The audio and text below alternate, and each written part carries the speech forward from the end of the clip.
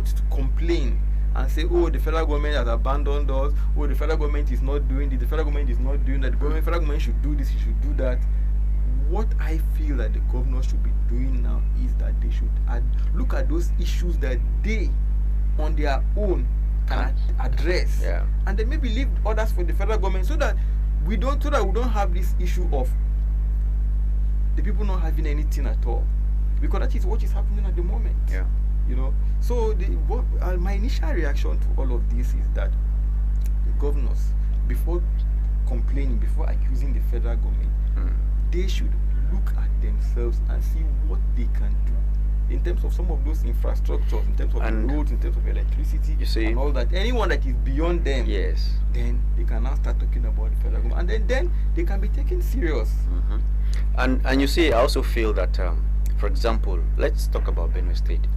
When you come to Benue State, one of the major issues or matters the federal government should and must attend to is power. Then we're talking about certain federal roads that pass through the state. A lot of the roads are meant to be developed by the state and other things. So when states begin to call, I don't know if you've been to Maiduguri before. Maiduguri as the state capital of Borno State. I schooled there, and before Zulum came, I had graduated and left. But when Zulum had not come, Maiduguri, the ratio of affluence and poverty is maybe it's like 5 to 95. Majority of the people are not, they are poor. So you have money in the hands of few individuals, and these few individuals are people that are connected to government. So the question, just like you asked, even SERAP is asking all the 36 governors and the head boy of Abuja, they should come give account of how much, what they have done with all the monies that have been pumped to them after the removal of all subsidy. Because a lot of money has been given in trillions, and yet it's like people's life is, nothing has really changed. Rather, people are crying the more. So the question here is that, do you see corruption in this? Of course, corruption is what will be. What all of these things is nothing but bad governance. And what is responsible for bad governance in Nigeria is corruption. Like you rightly said, that the ratio is about 5 to 95. The resources of this country, or Maiduguri or Borno State, in the hands of just about 5% of the population. And I think that it does not apply only to Maiduguri or Borno State. It is the situation all over Nigeria. In fact, there's a statistic towards that shows that, in that regard, that shows that the resources, the wealth of this country, Nigeria, is in the hands of just about 10% or so of Nigerians, or if not even less. These are the people controlling the resources, the wealth of this country. So it is not a kind of a Borno thing or a Maiduguri thing, but it is a national issue in Nigeria that needs to be addressed. So at the heart of all of these things, like you rightly said, is corruption, because what is leading to all these things is bad governance. This prof I was talking about, Professor Usman, he did say that there's something he said that really struck me. He said that former president, the late former president Shehu Shagari, as soon as he left power, he went back to his place. He stayed with his people. That there are so many other leaders, particularly from the north, who, the moment they ruled, they went to their place. Even our former president, Muhammadu Buhari, he did say that he was going back to Daura, and he has gone back.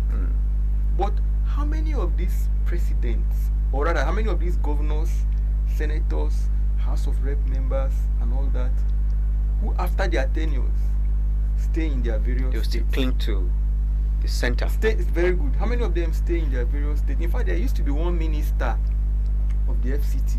That should be during Obasanjo's tenure, or either Obasanjo or Yar'Adua's first tenure, or Yar'Adua's tenure, sorry, who was virtually begging former National Assembly members to leave Abuja, that they were congesting the city, that after representing your people 4 years or 8 years, what are you still doing in the FCT? Why not go back?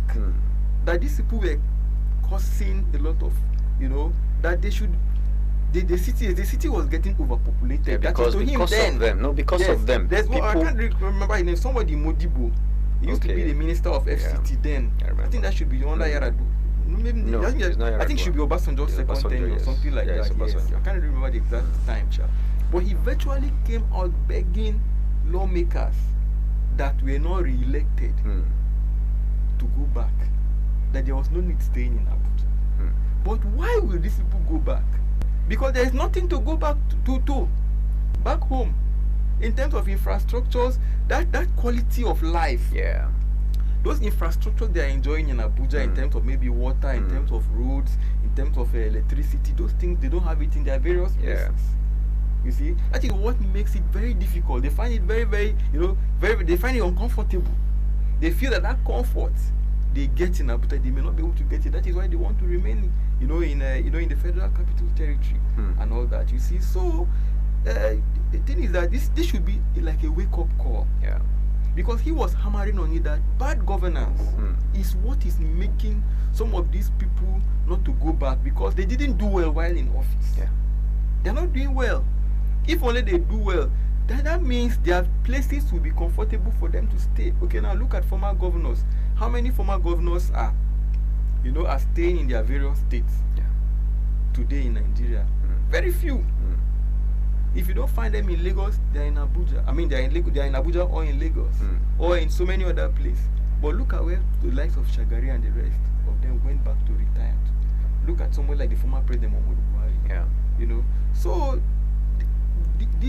our people should know. Government officials should know, either in the executive or in the legislature, that you will not remain there forever. Yeah. A time will come, and it doesn't look good at all that people are leaving office and they cannot go back to stay with their people. They have to stay either in FCT or maybe in some other cities around across the federation. It's an indictment. Of course. It says that while you're in office, you didn't do more. That is why even you yourself, you cannot go back to your roots.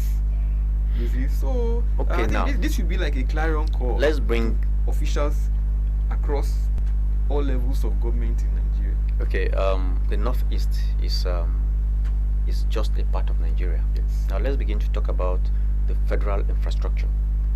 This scenario painted in the Northeast, compared to what we have at the federal level, as far as federal infrastructure is concerned. What is your take on that?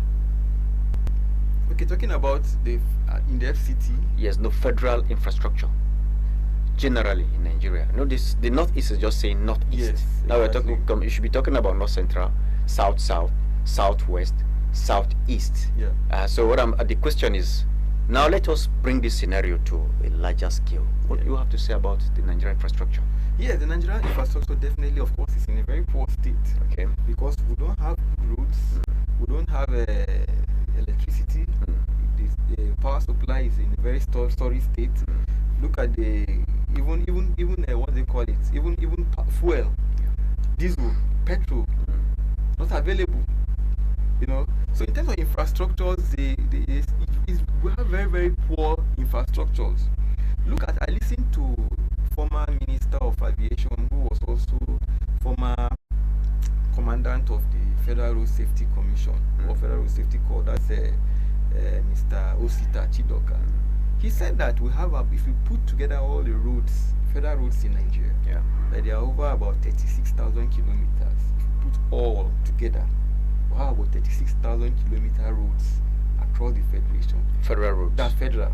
That's out of this road for 36,000, those are about 5,000 that are dualized. About 31,000 of our federal roads are not dualized. It's grossly inadequate. Yeah. So what does that say? That speaks volumes of the level of infrastructural decay in terms of roads. And there's something I always tell people. Look at China today. One of the secrets of China is roads. It's roads, yeah. Roads. One of the secrets of China. And of course, looking at electricity, looking at energy, I always say that energy to production is what oxygen is to a human being. Yeah. You cannot survive as a human being without oxygen. That is how manufacturing That is how production too is. Yeah. That is what energy, in terms of electricity, in terms of oil and gas is. Yeah. What oil and gas and electricity is to production, that is what oxygen is to a human being. You know, and you don't grow an economy through tax, because if you watch the president, President Tinubu, was seeing something he did in Lagos that a lot of Nigerians are not maybe paying attention to. Yeah. He did a lot in terms of tax collection in Lagos, and that is what we're seeing in Nigeria. Yes, that will generate money, that will generate funds for the federal government. But how well are those funds going to be used? It's an issue it was an issue in Lagos.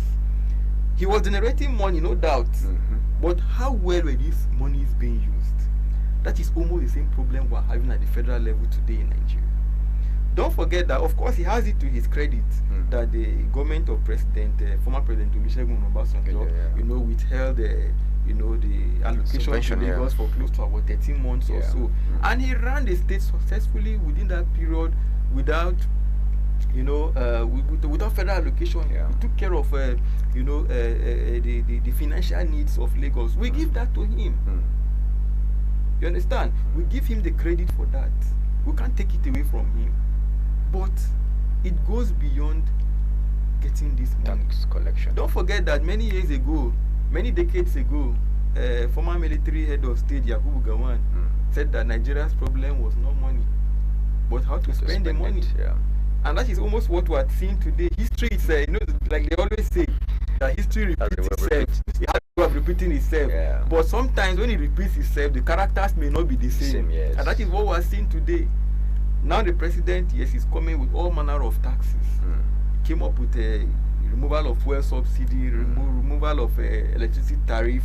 Of course, that has come with a lot of issues. So there are the reversals here and there.